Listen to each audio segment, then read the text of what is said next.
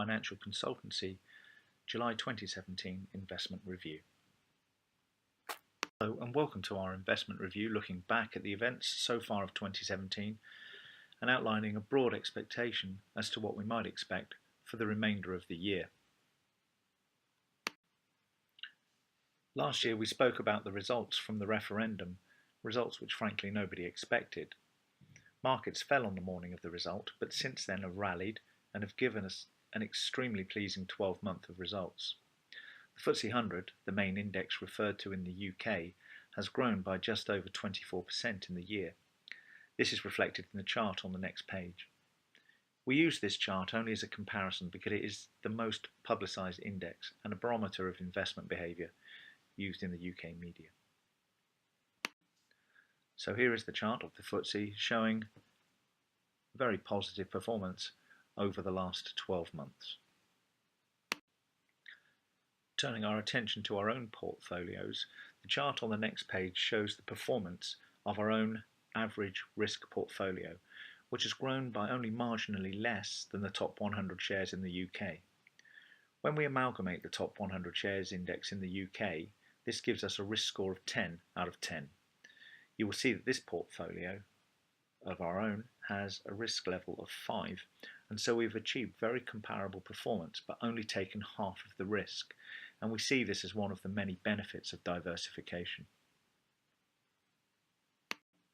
Here is a performance chart of our medium risk portfolio, which has grown by just under 20% over the last 12 months. It is often said that we live in uncertain times, and it is always difficult to determine what the outlook for markets may be. However, there is no doubt that there is a great deal of uncertainty at the moment. This includes the political issues that currently exist in the UK, with a minority government that may be less empowered when negotiating with Europe in connection with Brexit. The change of governance in the United States has also brought about some pretty well publicised concerns. Our own general election has caused its own level of uncertainty, and so I'm laying out here some charts on the next page which show how the performance of a diverse portfolio has been beneficial when compared to a straightforward equity portfolio such as the 100 share index in the UK. So this is the chart of the FTSE 100, and as you can see, this has performed negatively since the election result and has drifted backwards by around 2.25%. Our medium risk rated portfolio has performed mildly positively at just under 2/3% since the general election, and so this shows that the diversification strategy is paying off. We need to reflect upon economic conditions. Policymakers in the United States have put interest rates up. In the UK, the policymakers at the Bank of England blow hot and cold around the subject, but it would appear that there is gathering momentum for a rate rise. This does perhaps sit at odds with the general growth expectations. However, there is pressure gathering with regard to public sector salaries, and also with it now being possible that there is an end to austerity in the UK, a government spending plan may help to stoke inflation. A generally accepted method of keeping inflation under control is to put interest rates up. Both of the aforementioned issues create uncertainty that we have reflected upon before. And as I've often said, markets do not like uncertainty. Other pressures exist in the background.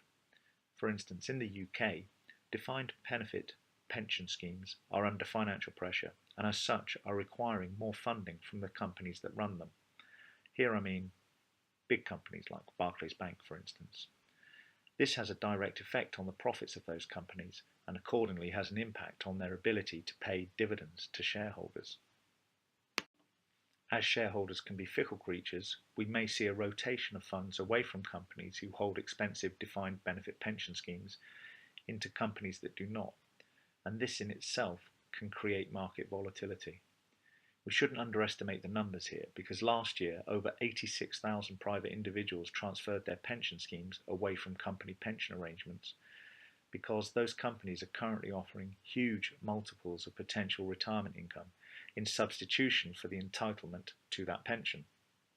This too can have an impact on the company's profits particularly in the short term, and so its dividend regime can be altered. I said earlier, if we impact the dividend regime, we impact the investors' willingness to hold the shares, and so we may expect to see some of these shares sold off. It's worth thinking also of the housing market. It is a great held belief in the UK that property is the best investment. We all need somewhere to live, but a proper analysis of looking to property as a singular investment solution would lead to the conclusion that the belief is not correct. What is true is that changes to stamp duty and taxation for private landlords has had a very rapid dampening effect on the property market, and there are now reports of a contraction and some price falls. This is obviously a difficult area for government to manage, especially if there is upward pressure on labour costs, because property companies are not willing to reduce their profit when building houses. Potentially this could lead to a slowdown in the much needed building programme to address housing shortage issues. All of these factors create uncertainty, and this is why our recommendation for the rest of this year is to maintain an extremely diversified portfolio. Moving forward through 2017, the investment landscape and architecture have changed since 2013, and with the position now becoming clear as to how we as advisors can modify investment portfolios within this new landscape and architecture, we plan to be making some changes to the way investments are held. First, to make use of some new tax advantages, and second, to change some of the investment funds that we use in order that we can drive some cost savings into the portfolios. We plan to begin this process after the summer holidays, and we will be in touch with our thoughts.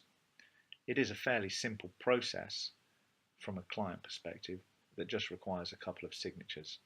We aim to deliver this along with a significant upgrade to the software that enables you to view your own investments. It would be our proposal to undertake this significant upgrade to all aspects of your investment portfolio planning and at the same time look to reduce your costs.